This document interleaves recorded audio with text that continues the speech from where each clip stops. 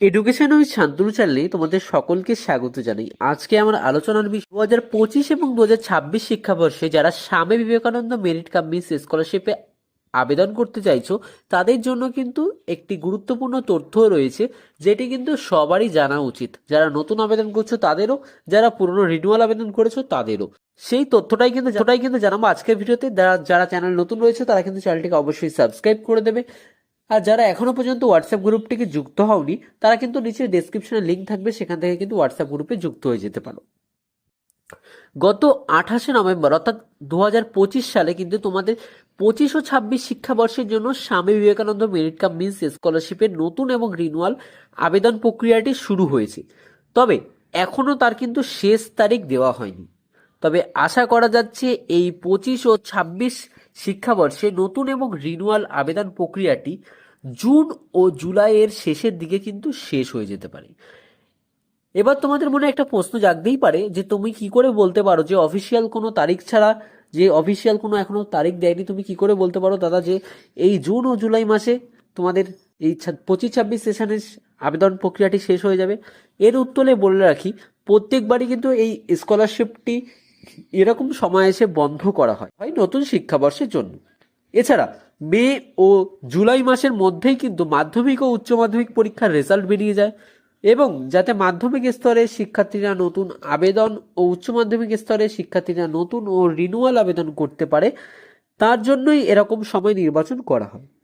এবার বলে রাখি, তোমাদের 25-26 শিক্ষাবর্ষে যারা আবেদন করতে চলেছ তাদের অনেকেরই একটা সমস্যার সম্মুখীন হতে হবে, সেটি হলো ব্যাংক ভেরিফিকেশন ফেল্ড। এই ব্যাংক ভেরিফিকেশন ফেল্ড হওয়ার অনেকগুলো কারণ রয়েছে, সেই কারণগুলোও বলবো, এবং এই ব্যাংক ভেরিফিকেশন ফেল্ড হলে তার সমাধান কি আছে সেটাও কিন্তু বলে দেবো আজকের ভিডিওতে।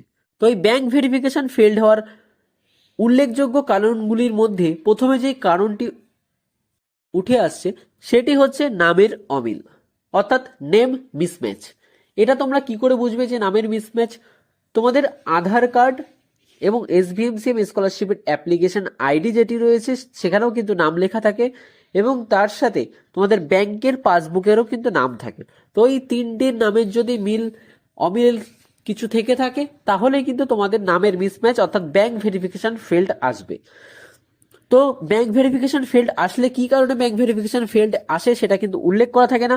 সেটা যথেষ্ট পরিমাণে যাচাই করতে হয় এবং তারপর খুঁজে বের করতে হয় কি কি কারণে ব্যাংক ভেরিফিকেশন ফেল্ড আসে। তো সবকটা কারণই কিন্তু আজকে বলে দেবো, তো তোমরা কিন্তু ভালো করে দেখে নাও। এরপরে দ্বিতীয় যে কারণটি আসে সেটি হচ্ছে মাইনর অ্যাকাউন্ট এবং মেজর অ্যাকাউন্ট। অনেকেরই 18 বছর পূর্ণ হয়ে যায় কিন্তু সেটিকে তারা মেজর অ্যাকাউন্টে ট্রান্সফার করা হয় না, অর্থাৎ পূর্ণবয়স্ক একটি অ্যাকাউন্টে ট্রান্সফার করা হয় না। 18 বছরের আগে যে সমস্ত অ্যাকাউন্টগুলো রয়েছে, কিন্তু তোমাদের ধরো 21 বছর বা কারো 20 বছর বা কারো 19 বছর হয়ে রয়েছে কিন্তু এখনো অ্যাকাউন্টটিকে তোমরা মেজর অ্যাকাউন্টে ট্রান্সফার করোনি, সেই ক্ষেত্রেও কিন্তু তোমাদের এই মাইনর অ্যাকাউন্টের জন্য কিন্তু ব্যাংক ভেরিফিকেশন ফেল্ড আসতে চলেছে। তো সুতরাং এইগুলোর জন্য কি করণীয় সেগুলো কিন্তু বলে দেবো লাস্টে।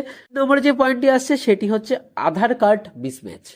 আধার কার্ডে কিন্তু অনেকের টাইটেল বা বানানের ভুল থাকে, তো সেই টাইটেল বা বানান যদি ভুল থেকে থাকে তাহলেও কিন্তু তোমাদের ব্যাংক ভেরিফিকেশন ফেল্ড আসবে। চতুর্থ নম্বরে রয়েছে SBMCM স্কলারশিপ অর্থাৎ Swami Vivekananda merit cum miss স্কলারশিপের আইডি মিসম্যাচ বা নেম মিসম্যাচ, অর্থাৎ নামের ভুল বা আইডির কোনো প্রবলেম। অনেক সময় দেখা যায় Swami Vivekananda merit cum miss স্কলারশিপের আইডিতে যেই নামটি রয়েছে সেই নামটির সাথে ব্যাংক অ্যাকাউন্টে যে নামটি রয়েছে বা আধার কার্ডে যে নামটি রয়েছে সেটির সাথে কোনো মিল নেই, তাহলেও কিন্তু তোমাদের ব্যাংক ভেরিফিকেশন ফেল্ড আসবে। এবং অনেকে দেখা যায় Swami Vivekananda merit cum miss স্কলারশিপে আবেদন করার সময় নিজের অ্যাকাউন্ট না থাকায় বাবা বা মায়ের অ্যাকাউন্ট দিয়ে ফেলে। তো তাদের বলে রাখি, SBMCM এর অ্যাবাউট সেকশনে যদি তোমরা যাও সেখানে কিন্তু রুলসে তোমরা দেখতেই পাবে, যদি কোনোভাবে তোমরা বাবা বা মায়ের অ্যাকাউন্ট দিয়ে ফেলো সেখানে কিন্তু তোমাদের ব্যাংক ভেরিফিকেশন ফেল্ড আসবে এবং তোমাদের অ্যাপ্লিকেশনটিকে কিন্তু রিজেক্টেডও করে দিতে পারে।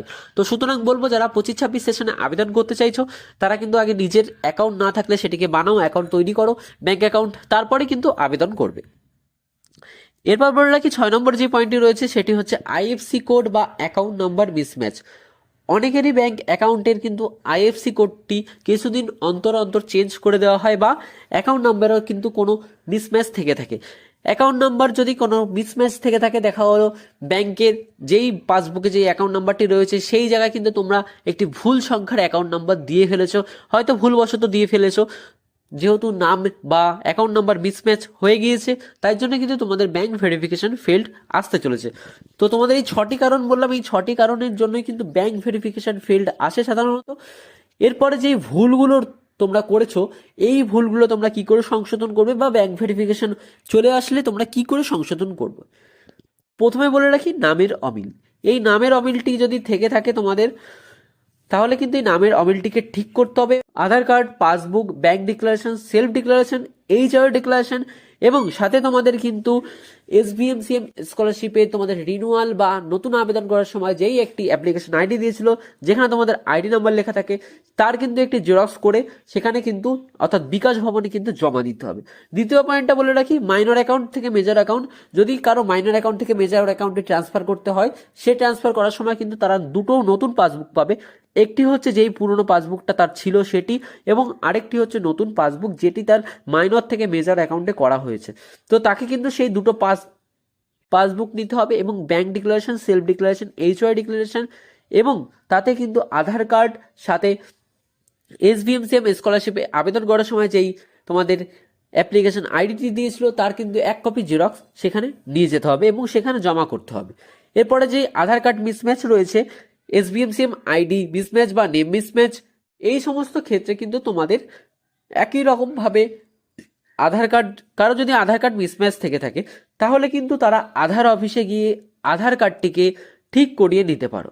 অর্থাৎ যদি আধার কার্ডে কোনো রকম নামের ভুল থেকে থাকে, দেখা গেল তোমাদের অ্যাপ্লিকেশন আইডি বা ব্যাংকের নামগুলো ঠিক রয়েছে কিন্তু আধার নাম্বারে ভুল রয়েছে, অর্থাৎ আধার নামে ভুল রয়েছে, তাহলে কিন্তু তোমাদের আধার নামটি চেঞ্জ করতে হবে। এবং দেখা গেল আধার নামে তোমাদের ঠিক আছে, অ্যাপ্লিকেশন আইডির নামও ঠিক আছে, কিন্তু ব্যাংক অ্যাকাউন্টের নেমটি ভুল রয়েছে, তাহলে কিন্তু তোমাদের ব্যাংক অ্যাকাউন্ট নাম্বারের নেমটি কিন্তু তোমাদের চেঞ্জ করতে হবে। অর্থাৎ যেই নামটি ভুল আসবে সেই নামটিই কিন্তু চেঞ্জ করবে। এরপরে রয়েছে এসবিএমসিএম আইডি মিসম্যাচ বা নেম মিসম্যাচ, এটাও কিন্তু একই।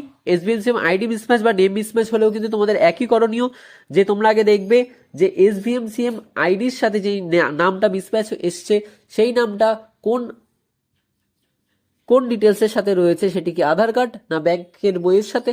তো সেটি মিলানোর পরে কিন্তু যে সমস্ত ডকুমেন্টসগুলো বললাম ব্যাংক ভেরিফিকেশন ফেল্ড হওয়ার জন্য ব্যাংক ভেরিফিকেশন লেটার লাগবে তোমাদের, অর্থাৎ ব্যাংক ডিক্লারেশন লাগবে, এইচওয়াই ডিক্লারেশন লাগবে, তারপর তোমাদের সেলফ ডিক্লারেশন, আধার কার্ড, এবং সাথে লাগবে হচ্ছে এসবিএমসিএম স্কলারশিপের আইডি এবং পাসওয়ার্ডটি। এই কটি নিয়ে কিন্তু জমা দিতে হবে বিকাশ ভবনে। বাবা ও মায়ের অ্যাকাউন্ট দিয়ে ফেলেছো, যদি কেউ বাবা ও মায়ের অ্যাকাউন্ট দিয়ে ফেলো তাহলে কিন্তু তাদের বলবো তোমাদের কিন্তু অ্যাপ্লিকেশনটি রিজেক্ট আসতে পারে। সেই জন্য তোমরা যদি চাও তাহলে কিন্তু যদি এই অপশনটি শো করে যে ব্যাংক ভেরিফিকেশন ফেল্ড এবং তোমরা সমস্ত কিছু তথ্য নিয়ে জানতে পারো যে তোমাদের বাবা ও মায়ের অ্যাকাউন্ট দিয়ে ফেলা এই ব্যাংক ভেরিফিকেশন ফেল্ডটি এসছে, তাহলে বলবো তোমরা কিন্তু আগে নিজে একটি অ্যাকাউন্ট খুলে নাও এবং সেটিকে কিন্তু পরে এডিট অপশানে ক্লিক করে কিন্তু তোমরা এডিট করে ব্যাংক অ্যাকাউন্টটিকে চেঞ্জ করতে পারবে। এবং তার জন্য কিন্তু তোমাকে এইগুলো দিতে হবে, ব্যাংক ডিক্লারেশন লাগবে, অবশ্যই ব্যাংক ডিক্লারেশন লাগতে চলেছে, সেলফ ডিক্লারেশন, এইচওআই ডিক্লারেশন, এবং তোমাদের লাগতে চলেছে অ্যাপ্লিকেশন আইডিটি এবং আধার কার্ডের জেরক্স। এই কটি জেরক্স এবং অরিজিনাল দুটোই কিন্তু নিয়ে যাবে, দুটোই ওখানে দেখতে চায়। তো জেরক্সটা জমা নিয়ে নেবে এবং অরিজিনালটি কিন্তু দেখতেও পারে। এরপরে রয়েছে ব্যাংকের আইএফসি কোড বা অ্যাকাউন্ট নাম্বার মিসম্যাচ। যদি ব্যাংকের অ্যাকাউন্ট নাম্বার বা আইএফসি কোড মিসম্যাচ থেকে থাকে তাহলেও কিন্তু এই যেই ডকুমেন্টসগুলো বললাম এই ডকুমেন্টসগুলোই কিন্তু তোমাদের নিয়ে যেতে হবে। তো আশা করি বোঝাতে পারলাম Swami Vivekananda merit cum miss scholarship 2025 এবং 2026 শিক্ষাবর্ষে যদি কারো ব্যাংক ভেরিফিকেশন ফেল যায় তারা কিভাবে সেগুলোকে সংশোধন করবে। তো ভিডিওটি তোমাদের কেমন লাগলো তা কিন্তু অবশ্যই জানাবে। চ্যানেল নতুন হয়ে থাকলে চ্যানেলটিকে অবশ্যই সাবস্ক্রাইব করে দেবে, এবং যারা এখনো পর্যন্ত হোয়াটসঅ্যাপ চ্যানেলটিকে যুক্ত করোনি তারা কিন্তু হোয়াটসঅ্যাপ দেখো, ডেসক্রিপশনে কিন্তু লিঙ্ক রয়েছে, সেখানে ক্লিক করে কিন্তু হোয়াটসঅ্যাপ গ্রুপে যুক্ত হয়ে যেতে পারো সমস্ত আপডেট সবার আগে পাওয়ার জন্য।